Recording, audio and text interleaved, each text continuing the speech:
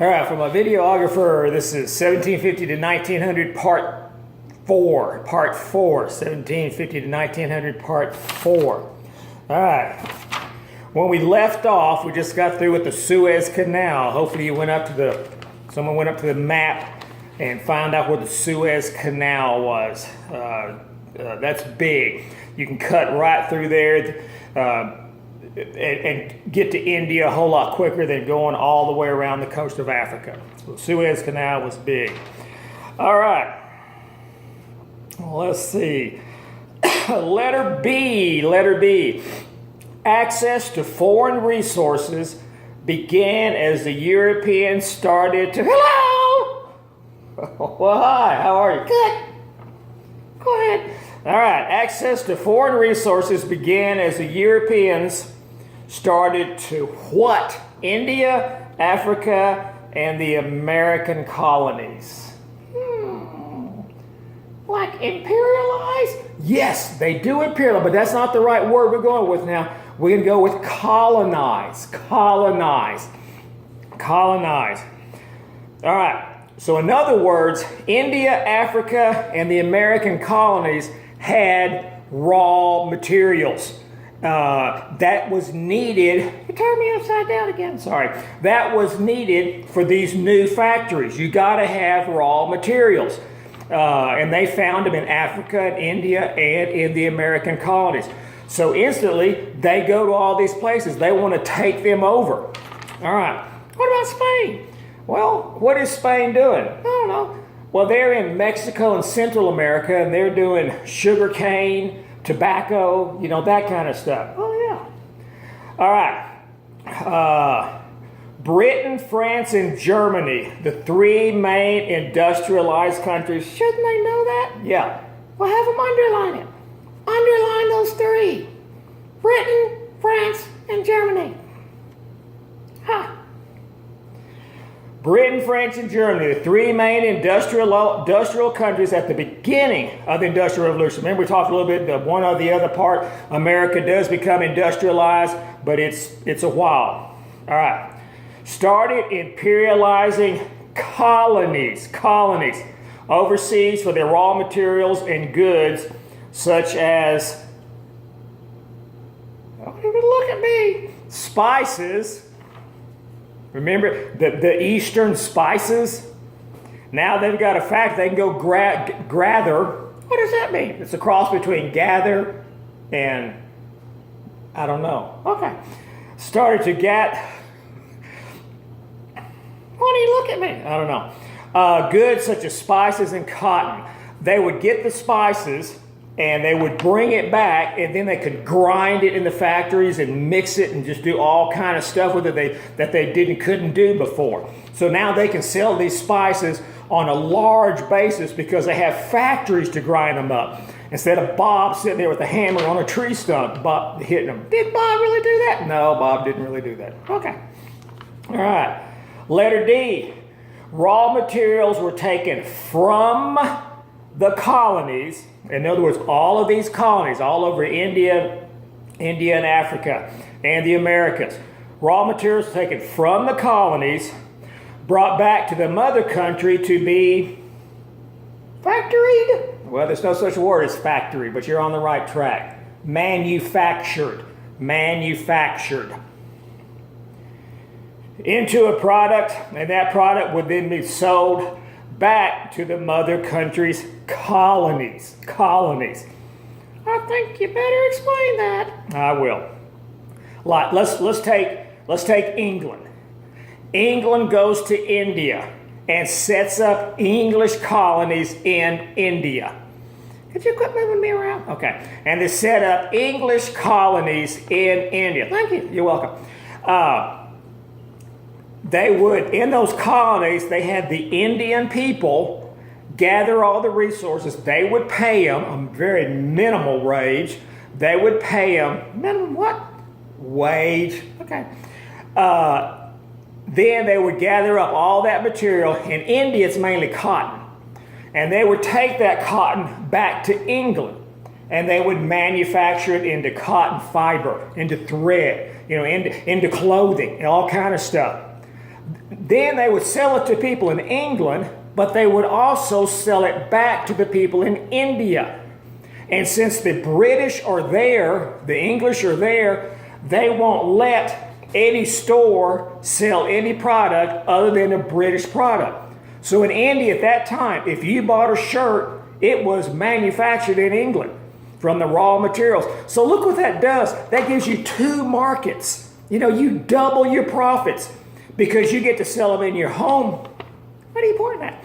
You get to sell them in your, I'm used to having a map. You get to sell them in your home country, and you get to sell them in the country that you've imperialized and colonized. So it's a double market. It's a great, great profit idea. All right. Letter B. This cut out the, now think how it's done before. Someone would buy the cotton in India and then sell the cotton after raising the price to the British. And who did that? The Muslims. That's right. This cuts out the middleman. You have no middleman. The British have the raw materials and the factories. That's kind of a big idea. Yes, very big idea. Another factor leading to the rise of industrialization, industrialization was the accumulation of capital. You better spell that. ACCUMULATION. Excuse me. What were you doing? Had a little burp. Right here on camera? Yeah. Another factor leading to the rise of industrialization was the accumulation of wealth. We need to hurry. Okay. The accumulation of wealth. That just means gathering it. That's right. A bunch of money. That's right. Each country scrambled to grab as many foreign colonies. Why? Well, because whoever gets the most foreign colonies, number one, they get more raw materials, and number two, they get another market to sell their goods. So once England starts this whole thing off. Once they start doing that, everybody else sees how much money England's making, and so they want to do the same thing. Well, that makes sense. Yeah. Who doesn't want to get rich? I don't know. Do you? It wouldn't hurt my feelings. Each country scrambled to grab as many colonies as it could for their blank materials. Now think of the colonies. Think of Africa and India. What kind of materials? The raw materials. That's right, the raw materials. And a market for their products. Very good. I have goods, but products is fine. Well, you want to write down goods? No, I don't care. I don't want them to be little Mr. Hampton robots. I want them to think on their own. If they put down products, that's great. They got the idea. Okay. All right, letter B. This led to massive amounts of capital, which is generally cash. Cash is generally considered capital, being gained by whichever country could get the most colonies. Colonies. Well, wouldn't that make everybody want to go get a whole bunch of other countries? It certainly would. Well, what happened? That's exactly what happened. All the industrialized countries gathered all these colonies. Countries that aren't industrialized yet. Like who? Russia is not industrialized. Japan's not industrialized yet. They soon become industrialized, but they're not there yet. Oh. All right, letter C. What about China? Not so much industrialized yet. No, they're still mainly agricultural at this time. Okay. This would lead to many future wars with mother countries. What? Well, like if England finds a place in Africa that has a bunch of raw materials and Germany sees that place, they want it, well, who decides who gets it? The people in Africa? You would think, but no. What is their land? I know, but it's called the tyranny of the map. We never learned that. You will in Human Geo. Oh, boy. With mother countries over the colonies. Okay, we got to go. Okay. Quit talking to me. All right. The development of machines, including the steam engine. Oh, that used coal, right? That's right. And sometimes wood. That's right. Led to deforestation. Sure did. And erosion. That's right. I thought you said quit talking. I did. And the internal combustion engine. You didn't Socratic me. I know. That means you did it. I know. That means I didn't learn anything because I wasn't part of the journey. Engine, and it made it a requirement to gather more new resources. Like raw materials? There you go. These new machines needed new energy. Before, these raw materials were never used for energy. You know, coal might have been used to heat a fire to warm up a pot of beans or something, but it was never used as an energy source. The new energy to run them, mainly fossil fuels. Like coal and oil? Yes, fossil fuels. Anything God puts under the dirt is pretty much a fossil fuel. Well, that's not right either.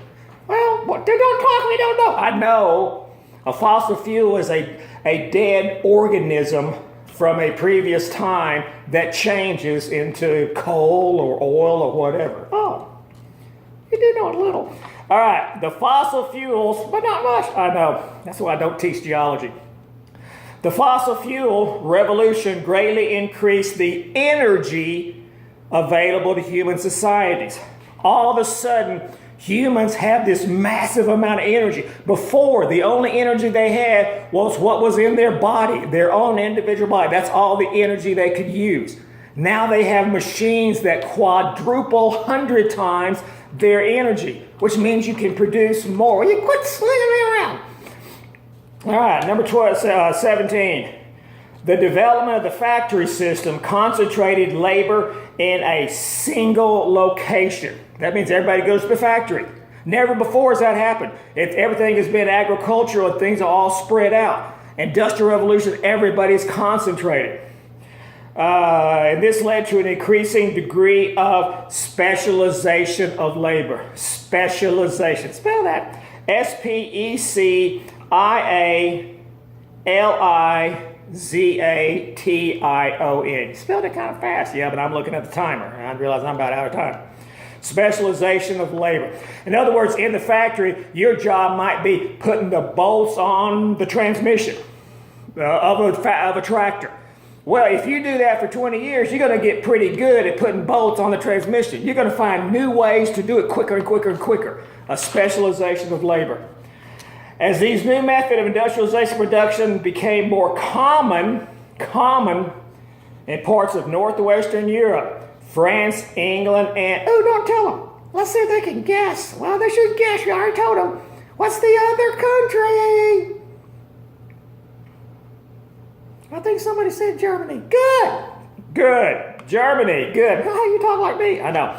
They began to spread to other parts of Europe and onto the United States, Russia, and Japan. Oh, Japan. Yeah, they finally get in it towards the end. Okay.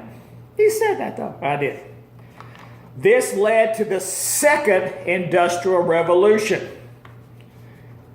Letter A, new methods in the production of steel, chemicals, electricity. For the first time, electricity comes along towards the end of the Industrial Revolution. And precision machinery. Instead of just having these big, huge machines that stamped out huge amounts of metal, now you have precision machines that can do little bitty stuff. Letter B, occurred in the second half of the 19th century, from 1850 and on. 1850 and on. Very good. You did a good job too. Do you think they'll name me? I don't know. We're going to have to see. Why don't you tell them bye? We'll be back for part 2. Bye. See y'all for part 2.